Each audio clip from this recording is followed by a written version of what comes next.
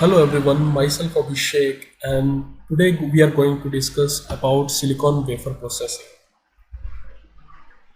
The agenda of this presentation includes history of the semiconductor devices, general introduction to the semiconductor, why silicon is mainly used for the IC manufacturing, semiconductor manufacturing flow, wafer manufacturing, wafer size trends, and challenges.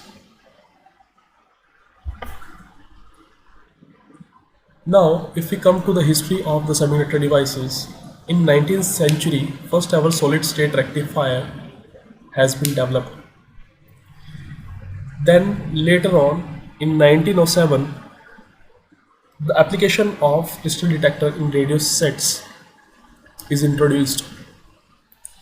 Then in 1947, first ever BJT was constructed by Bardeen and Brattain. Then later on, in 1959, first ever integrated circuit was constructed by Kilby. If we talk about the general introduction to the semiconductor, then we come to a conclusion like semiconductor material conductivity lies between the conductor and the insulators. As you can see, if we plot the conduction band and the valence band with respect to the energy levels, then we are able to see like there is a very large band gap between the valence band and the conduction band in case of the insulators, so that there is a lot of energy is required to move the electron from valence band to conduction band. But in case of the conductor, we have overlapping between the valence band and the conduction band region, so that electron can easily go to the conduction band and conduct for the electricity.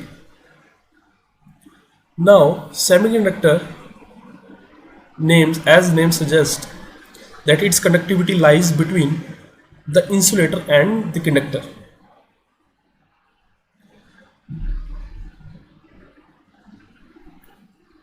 So there is a small Fermi level in between where electron can reach at 0 Kelvin. This is a maximum energy for the electrons.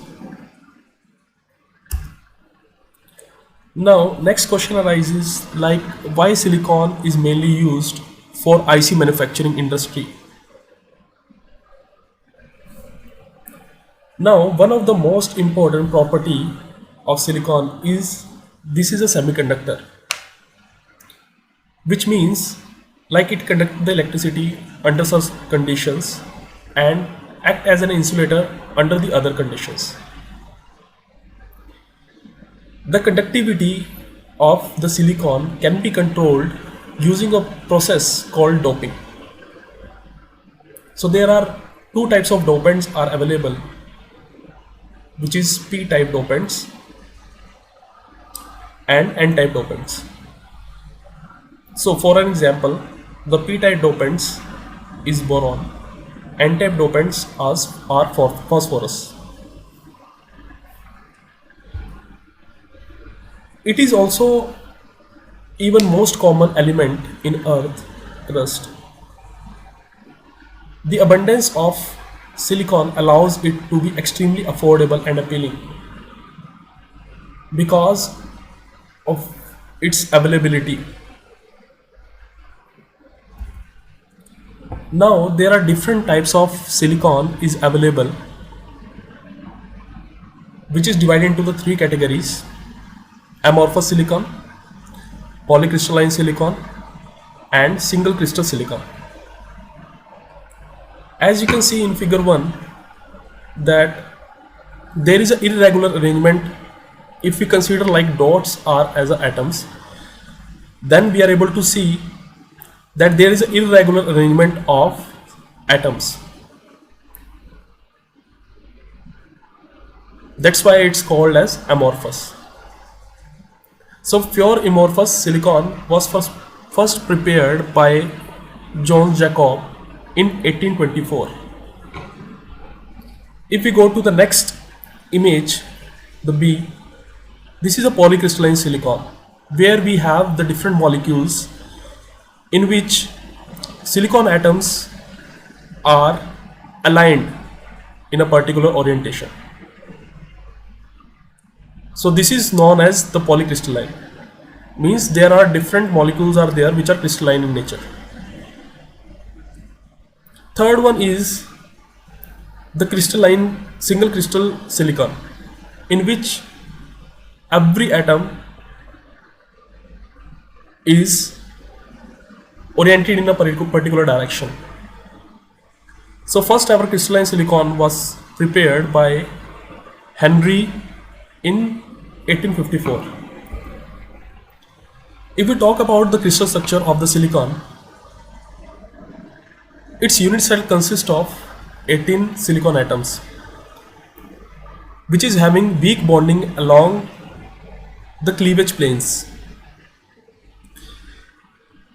If we want to differentiate between the 100 orientation and 111 orientation, one good way is to cut the wafer from one point, one pinpoint. So from that 100 orientation wafer will divide it into the four parts, four equal parts. But 111 orientation will divide into the six parts, with which we can just predict that what is the orientation of the silicon wafer. So there are different orientation, Miller indices is mainly used to assign each possible plane passing through the crystal lattice.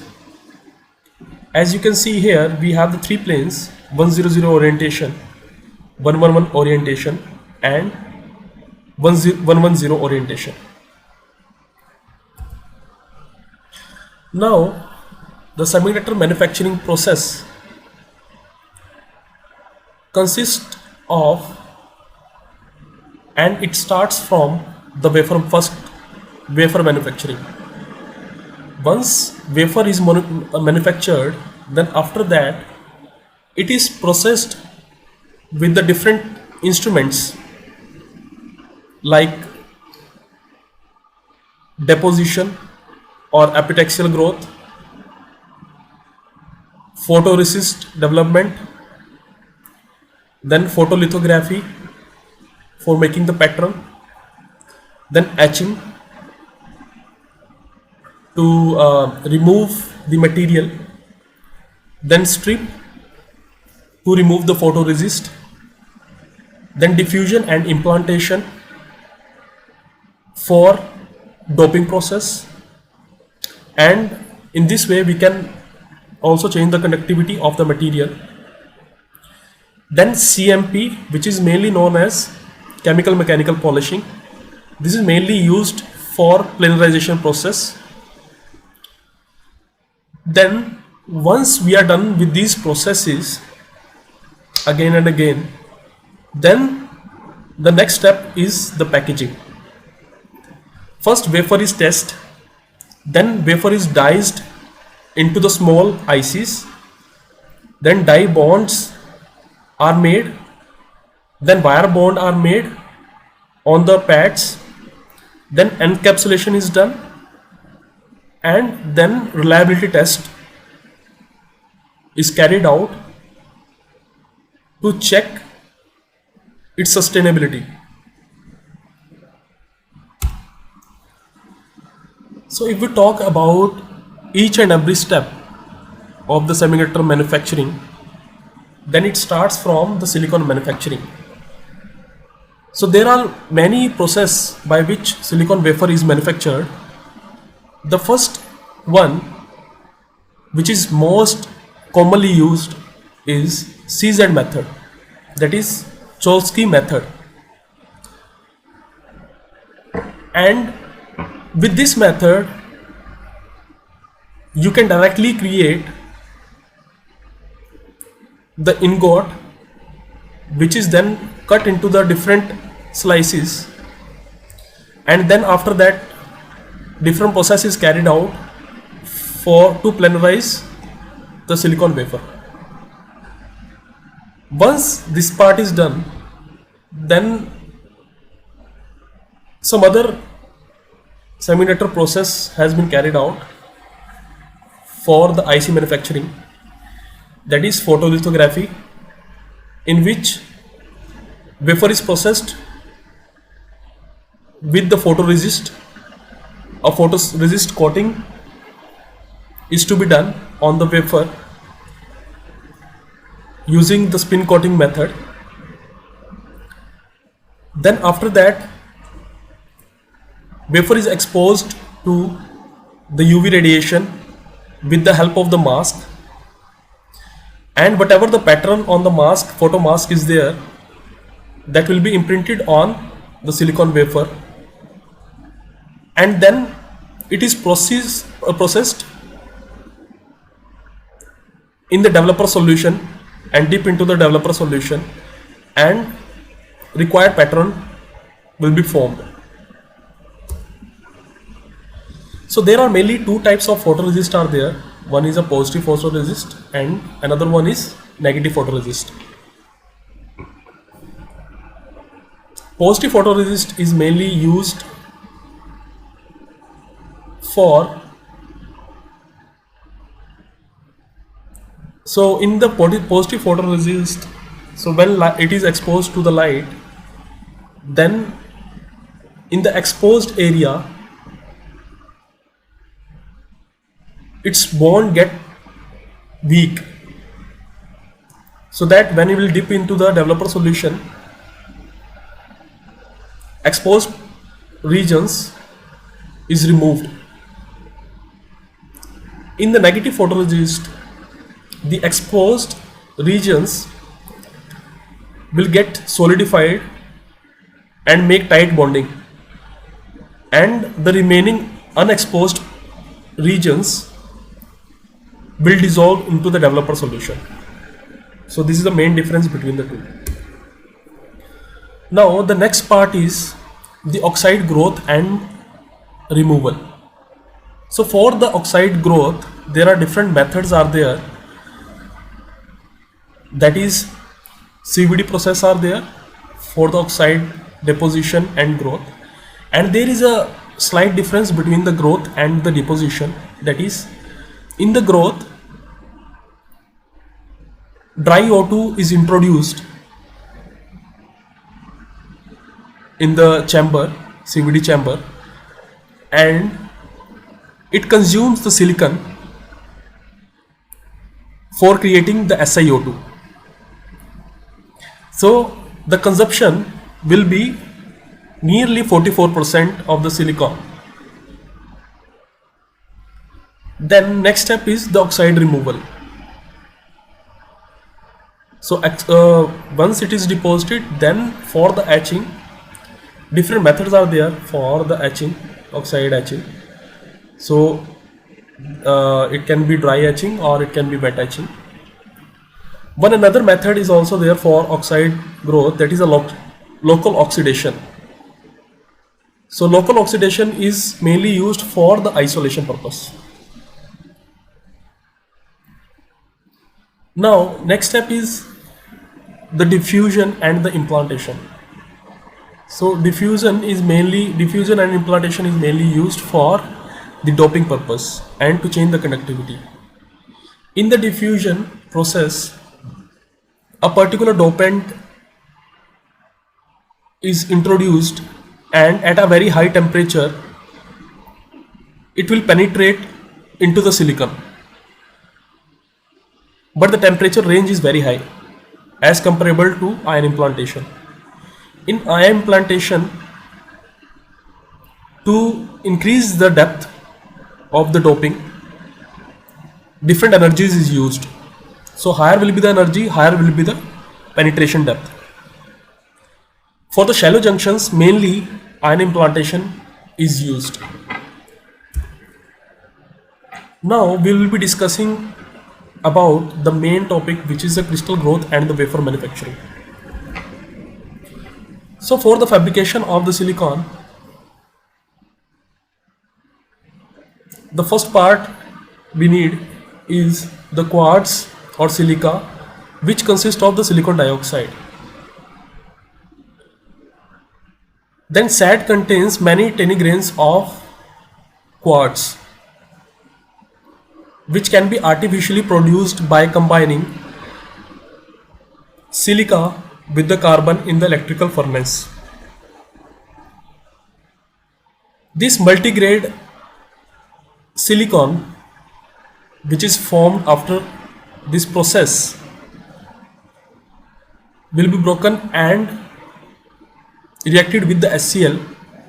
Then we'll get silicon trichlorosilane. The trichlorosilane is very pure in the nature, and which is then reacted with the hydrogen at certain temperature, which converted into the polysilicon,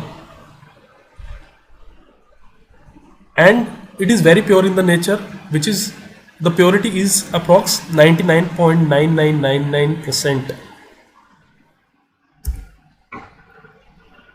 The normal process of crystal growth starts with the CZ method, in which we have the molten silicon and a seed crystal dip into the molten silicon, and it will rotate at a certain speed, and slowly it is extracted from the pool of molten silicon. So with this speed, the molten silicon starts accumulating on the seed crystal because of lower temperature on this edge, on the upper node, and desired ingot diameter will be extracted based upon the rotational speed and the extraction speed.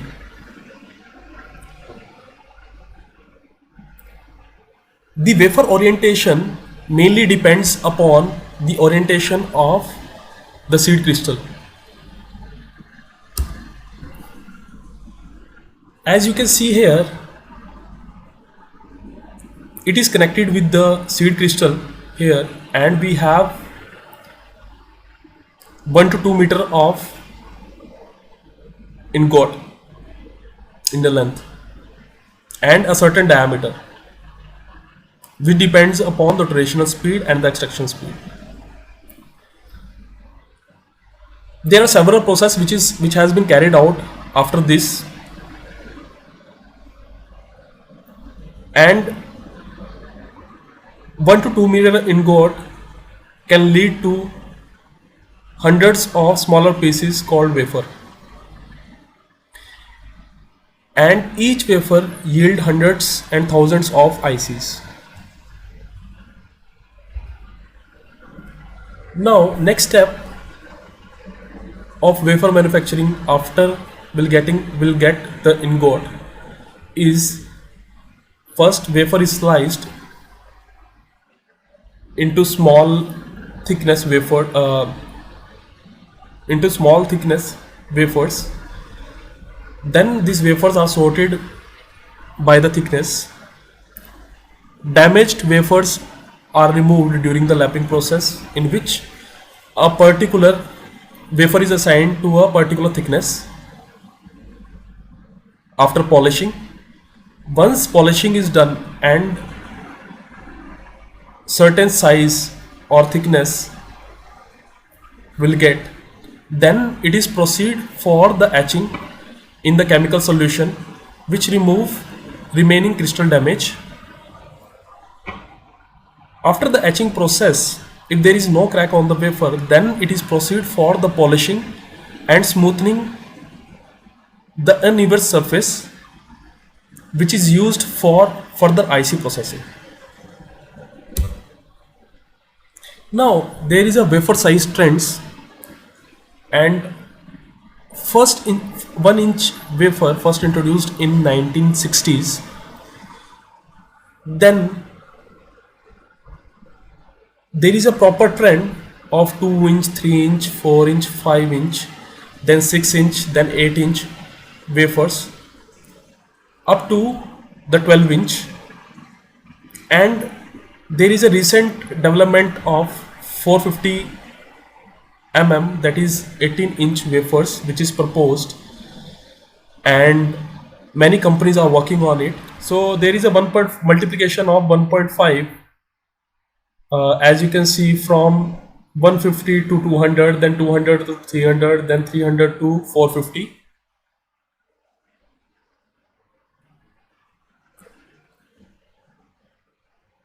And based upon the handling capability, a certain thickness has been assigned so that during the handling process it will not break.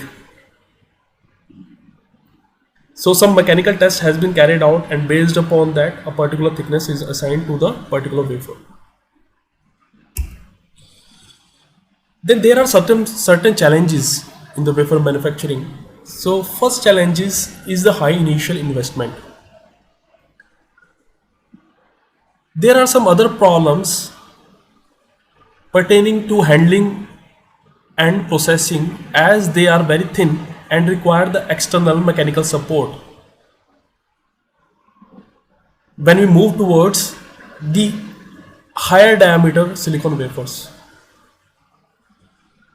the future also foresees more vendors and venturing into the market because of the enhancement demand due to the technological advancement in IoTs and artificial intelligence.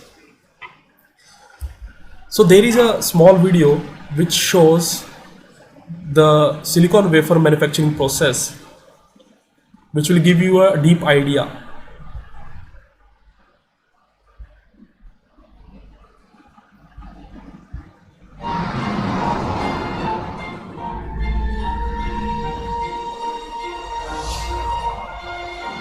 You are about to experience a fascinating journey through the clean rooms of the semiconductor industry. See integrated circuits in the making at one of GlobalFoundries' chip factories.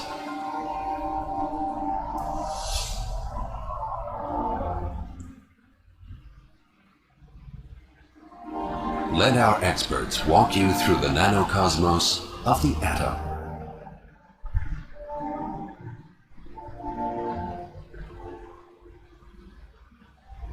A world that normally remains hidden from our eyes.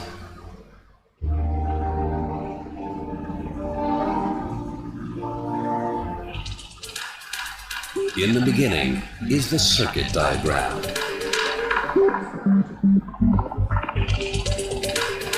At design centers around the globe, experts collaborate to design circuit diagrams, sophisticated integrated circuits like microprocessors, high graphic processors, and wireless communications ICs. The next step is manufacturing.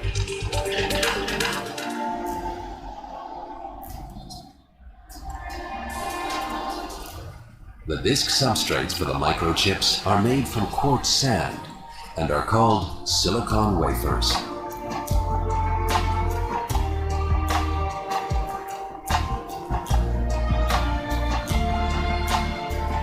To make these wafers, a huge monocrystal is drawn from purified silicon melt. The result is a perfect silicon lattice into which the transistors will later be fitted.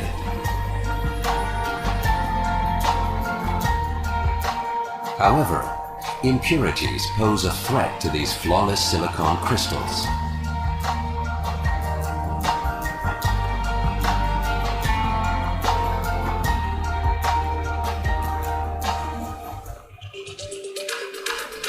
Our GlobalFoundries manufacturing teams must therefore take extensive precautions every time they enter our dust-free clean rooms.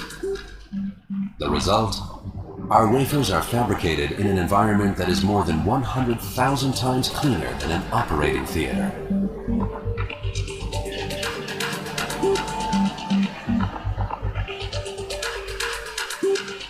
Completely free of dust, the silicon discs arrive at the clean room.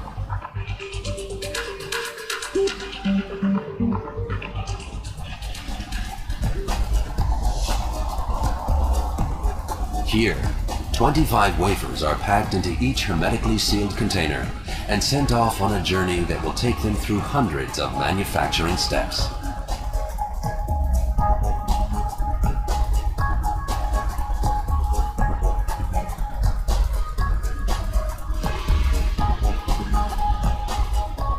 Photolithographic techniques transfer the circuit structures to the wafers, rather like slide projection.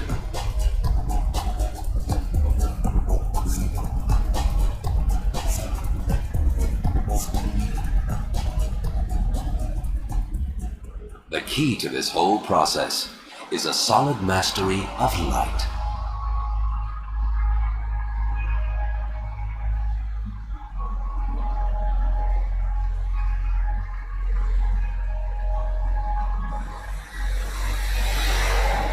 The silicon disc is spin-coated with a photosensitive resist.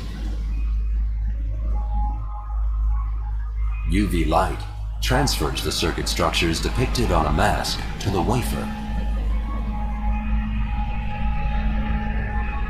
The exposed parts of the resist are soluble and are removed by a developer.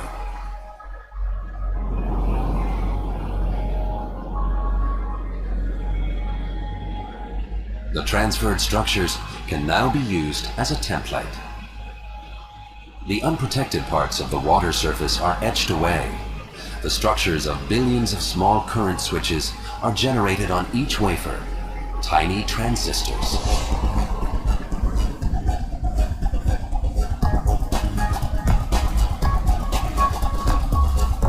From the photolithographic stage, wafers move on to the ion implantation, where the electrical properties of the transistors will be specified.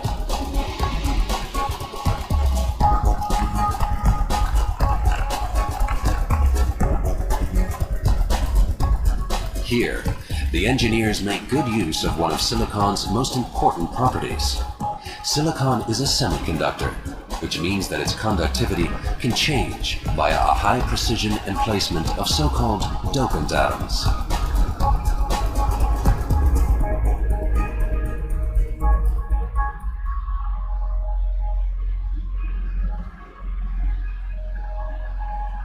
First, dopant atoms are injected into the silicon structures.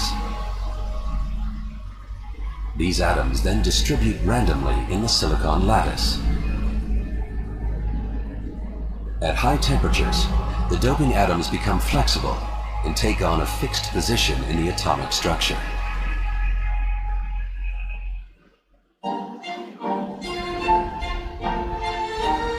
The complexity of manufacturing tiny transistors requires a clean room as big as 2 soccer pitches.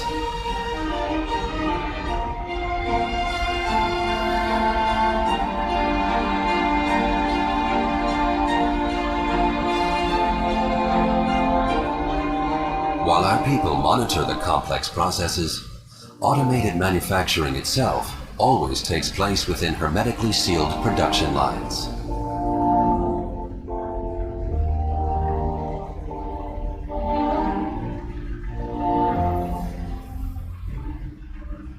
Copper dominates the next process step. The finest interconnect wires link up billions of separate transistors to form integrated circuits.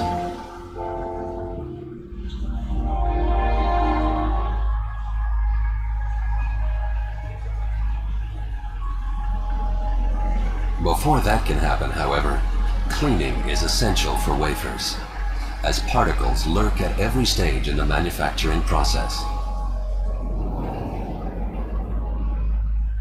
Before the copper is poured into the trenches for the interconnects, a barrier layer is applied.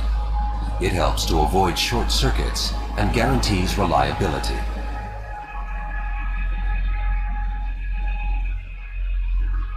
The trenches are then filled with copper.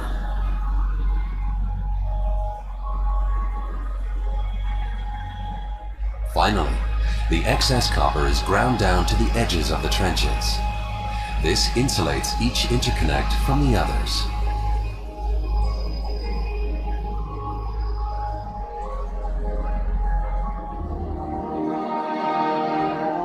A microchip made of copper wiring established GlobalFoundries as the first company in the world to adopt copper in volume production. A foundation for the state-of-the-art multi-core processors that GlobalFoundries is introducing today in all product areas.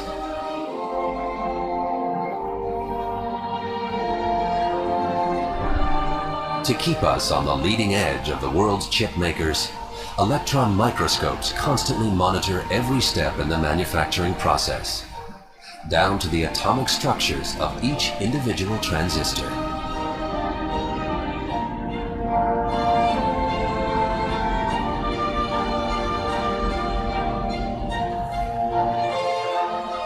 In 2 months, the wafer is ready. Huge integrated circuits consisting of conductors with a length of multiple kilometers link up 100 billion transistors on numerous levels.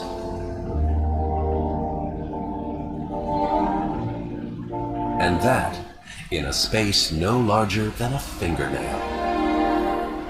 Thank you for watching this video.